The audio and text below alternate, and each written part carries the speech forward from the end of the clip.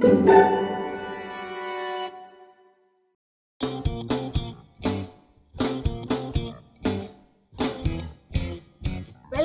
to the Book People. I'm your host Aishwarya Javalgekar, a writer, a book editor, podcast producer, and the head of originals at Bound. In this fast-living video podcast, I demystify the publishing and creative industries and uncover the biggest opportunities and challenges for writers in India today. On this brand new episode of The Book People, I'm trying something new. Instead of just interviewing someone, I want to take a complex topic that writers always have a lot of questions about, and I'm going to break the topic down into small pieces and sort of cover all the questions that writers usually ask me to provide a comprehensive idea of what that looks like, what the reality is, and whether you can get into that or not. And so this time I'm looking at ghostwriting. So suddenly ghostwriting has become this hot topic, right? In the beginning of the year, Prince Harry came out with his memoir called Spare. I'm sure you must have heard of it. And obviously this was his story, this was his book. It had his face on the cover. But what was really interesting about this book was that it actually named the ghostwriter who helped Harry write this book. And the fact that the ghostwriter was named and credited, which is a very rare thing and doesn't usually happen in the book industry when it comes to ghostwriting, it has brought up all of these questions again about what ghostwriting even is, why do people need ghostwriters, and for a lot of writers it brings up these questions of should they try out ghostwriting, is it worth it, what are the pros and cons, and what would that reality look like for them. So today I'm going to answer all of these questions for you and truly get into the core of what does ghostwriting look like and is it a good option for you. So let's dive in. So what exactly is ghostwriting? Very simply put, being a ghostwriter means that someone hires you to tell their story in their words. So essentially, you are providing a service as a writer. You're providing your skill as a writer and your time to understand someone's story and sort of write it down. And you're getting paid for it. But what this also means is that most of the time you won't get credited as the writer of the story. And that's where the term ghostwriter also comes from, because you're essentially invisible in the final sort of output of this book. You're a ghost, right? But now and then, there are some famous ghostwriters who have built a name for themselves, and that's a very rare occurrence, but that has started happening more and more in the industry. Like the example I mentioned, which is Prince Harry's memoir Spare. People who need ghostwriting are, people who are experts in their fields, or they are celebrities, or they are royals in this case, or they are politicians, they are sports people, and they have a lot of great insights, or they have knowledge, or they have very interesting life stories that a lot of people want to know more about, right? So they have a ready audience who will buy the book, who is willing to sort of consume these stories, but they don't have the skills or the time or the sort of availability to actually be able to put their experiences into this book. And that's the gap that the ghostwriter essentially is filling. And because there's a great demand for these books, readers are always ready to read them, and publishers also know that there is a ready demand, so this book is something that will guarantee a number of copies being printed or a number of copies being sold. So publishers also don't mind investing in ghostwriters or working very closely with these celebrities to get these books out, because these are books that publishers also know will do really well. So, in the case of Prince Harry, his ghostwriter is actually a Pulitzer Award winning journalist called J.R. Moringer. And he is also known for writing Open, which is the biography of tennis legend Andre Agassi. Right? So, he again is someone who has built himself as a ghostwriter and is almost a celebrity ghostwriter in that sense. So, essentially, famous people need ghostwriters to write books for them. Sometimes even fiction authors hire ghostwriters to help them, create their first draft or to basically write an extensive part of the book, after which they sort of just put their finishing touches. Sometimes even fiction authors use ghostwriters to kind of write most of the book, flesh out most of the story, based on points that obviously they are giving. And then they sort of just do the final touch up before the story goes out.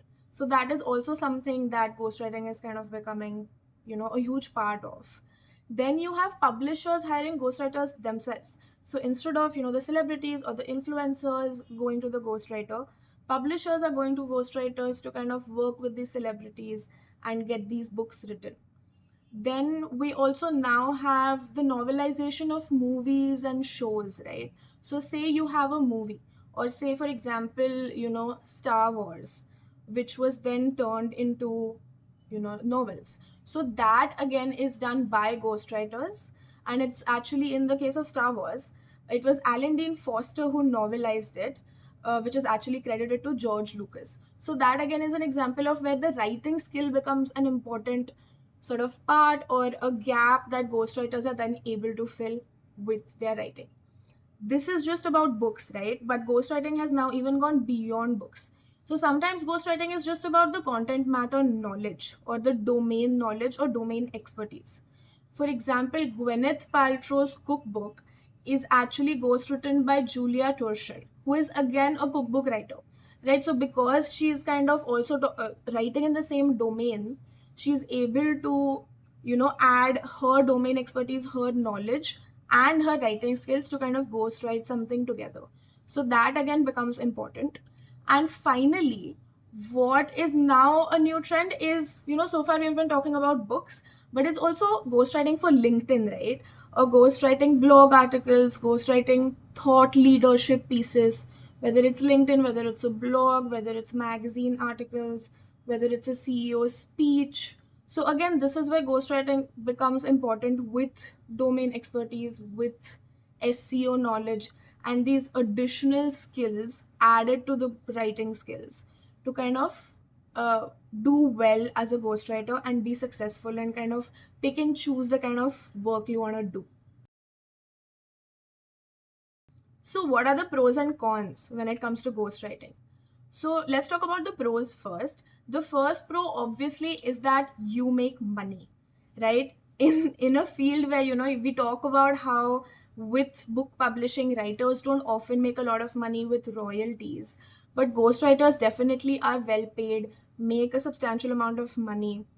In fact, there have been cases where the ghostwriter has made more money than the author by putting a memoir out, because the author's money is then based on, the book sales is based on what the royalty percentage is and a lot of these other factors, right? Then another thing is, obviously, a lot of people do ghostwriting as a way of developing their skills, because they're writing more and more, they're challenging themselves by writing different kinds of narratives, and that's a way to develop their own writing skills while they're also simultaneously, say, writing their own book or, developing their own writing to publish something that they will be credited for and that will be in their name.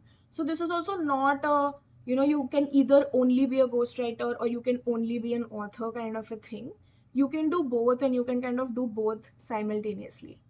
Then another pro is that, the more projects you do, you build your portfolio, you can ask for better payment, you can pick interesting, jobs, like you can pick interesting projects, and you don't have to sort of pick up every single project that you come across, but you can start being more selective about what kind of projects you want to ghostwrite, and obviously pick and choose in terms of also your interests, your expertise, your ethics, what kind of projects you want to do, and you can build your expertise in a particular domain or field.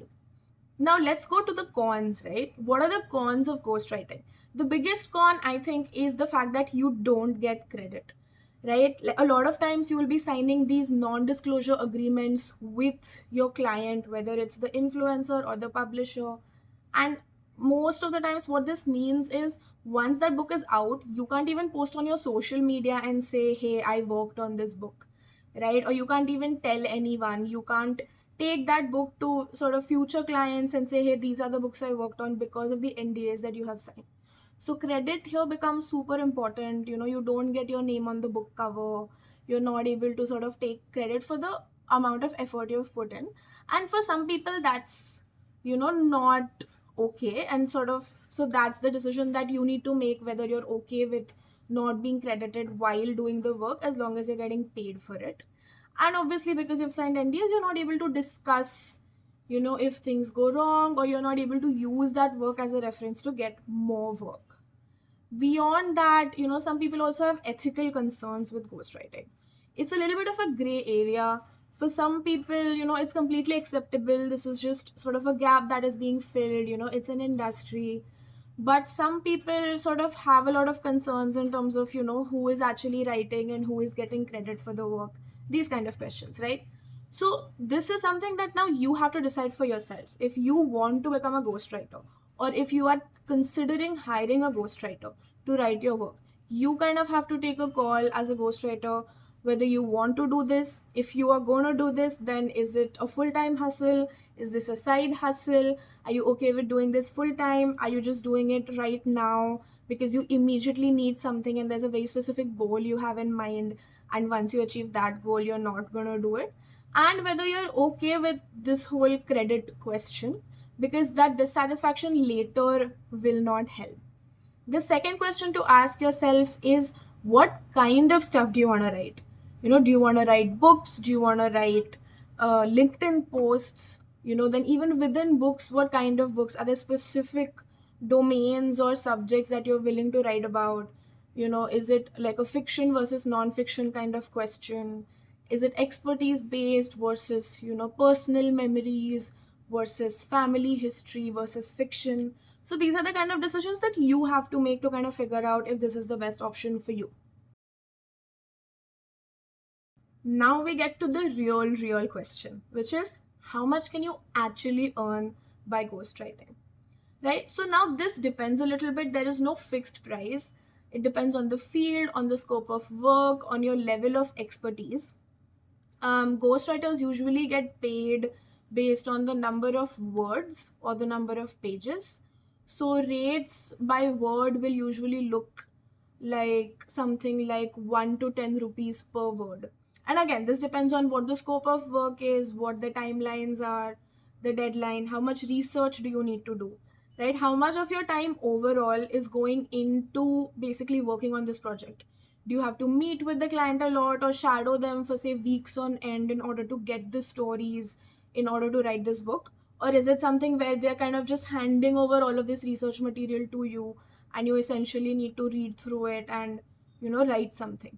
So that really varies, and obviously, like, subject matter, your expertise, your background kind of factors into what you can quote from 1 to 10 rupees per word. Total project prices as a whole can range from say 10,000 to 5 6, even 8 to 10 lakhs. And usually like a 5 6 lakh project will last more than like 3 4 months. So these are also long term projects, right? These are not short projects where you're doing them in 2 weeks or you're doing them in a month, but this is where you're extensively spending time with the people that you're writing about, with the client. And so one thing to also think about is, do you want to spend time with these people? Like, are you, is this someone likable where you see yourself being able to spend 5 months with and spend a lot of time with, sort of figuring out their life story and writing it? It's also that level of commitment that I think becomes really important when you're working as a ghostwriter. And again, the final sort of price of the project will depend on what the scope of the work is and how well you are able to, present your portfolio, how well you are able to demand a certain price that you think is valid, and how you are able to negotiate that amount to something that makes sense for you in terms of the time that you are putting in, the effort that you are putting in. So, for those of you who have followed me through this journey so far and are actually really seriously considering becoming a ghostwriter, this is how you actually go about doing it. So, the first most important thing is put yourself out there. Say, I'm a ghostwriter. Say that to people, say that to your friends, say that on social media, on your LinkedIn. Create this portfolio for yourself. And a lot of times, ghostwriting and freelance writing projects can blend together. So if you've done, freelance writing before, or if you're currently a freelance writer, then you can definitely use the freelance writing skills to kind of say that, okay, now I'm also doing ghostwriting. Because essentially the difference is that with freelance writing, you still do sometimes get credit, most of the times get credit, and with ghostwriting, you don't, right? So that's basically the only difference. Then the second most important thing is that before you take on any project for ghostwriting, make sure you have complete clarity on what the project is, right? So what is the length of the work needed, like how many words, how many pages, scope of work essentially. You need to know your timelines. You need to know the level of effort and time and energy that is going to go in this. How much research are you going to have to do? What is it that they're going to give you? What is it that you need to go find yourself?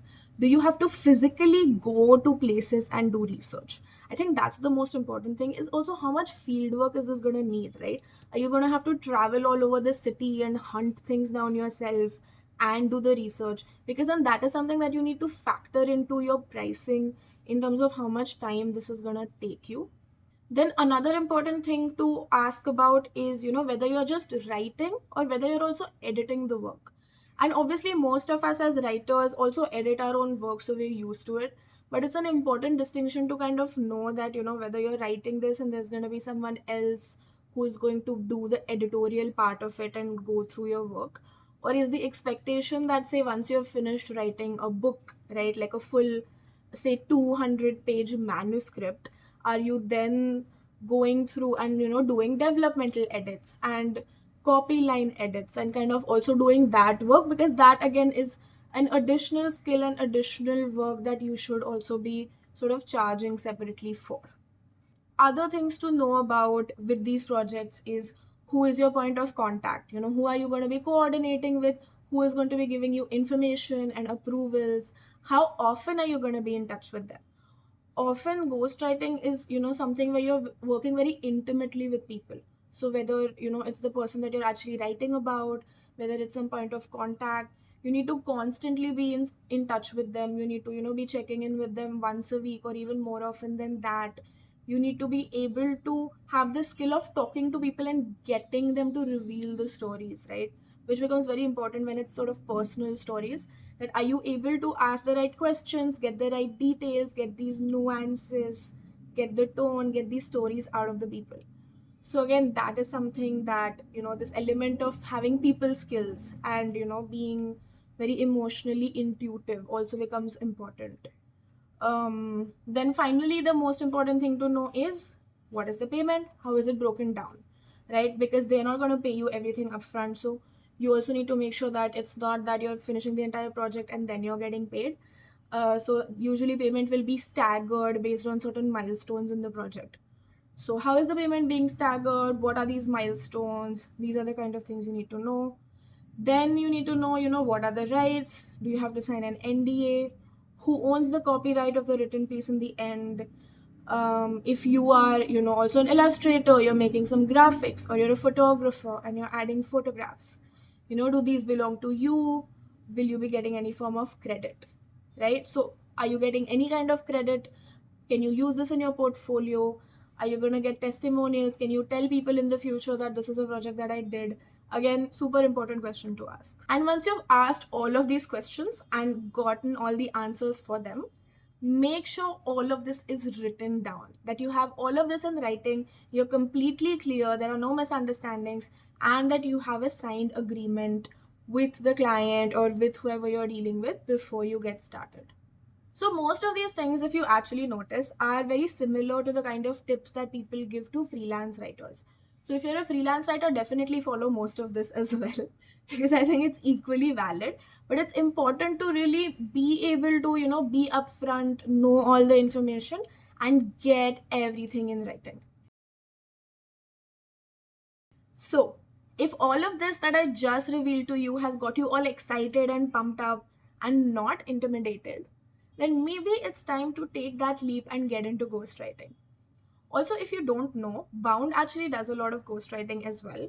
We help people write really meaningful, impactful books, whether it's about documenting their expertise or their memories, their family history. We do that a lot through books, through articles, through thought leadership pieces. In fact, Tara Khandelwal, who is our founder, she recently wrote a book got a book written about her own grandfather's life to kind of document his history and his memories. So that's definitely something that we are extensively doing. So if you're already working as a ghostwriter, or if you're a freelance writer and you're just getting into ghostwriting, what I'm gonna do is I'm actually gonna add a link in the description of this episode. And we actually have a database where we work with a lot of freelance writers and ghostwriters and other kinds of freelancers as well, for different projects, for Bound's own originals, and also for all of this work that we do in creating stories for other people. So if you fill that form, you can join our database, and hopefully we can work on something together. And if you are someone who is thinking about getting a book ghost written, or thinking about creating something else based on your expertise or on your sort of personal experience, then definitely reach out to us for that as well. And you can do that by sending us an email at connect@boundindia.com, or you can reach out to me personally as well. I am always available to talk to anyone who needs it. I hope you found this breakdown helpful. I'm going to be doing a lot more episodes like this, where I take something very specific and complex that I think that people have a lot of questions around, and really try to break down the entire thing. So definitely give me feedback on what you liked about this, what you didn't like about this, if you think that there's anything that I missed out on or that I should have covered. And if you have any suggestions for other topics like this that I should be covering in the book people, then definitely let me know that as well. And you can do that by getting in touch with us at Bound India on social media, or you can get in touch with me personally on my LinkedIn or at Aishwarya@boundindia.com. I hope you like this episode, and I'll see you next time.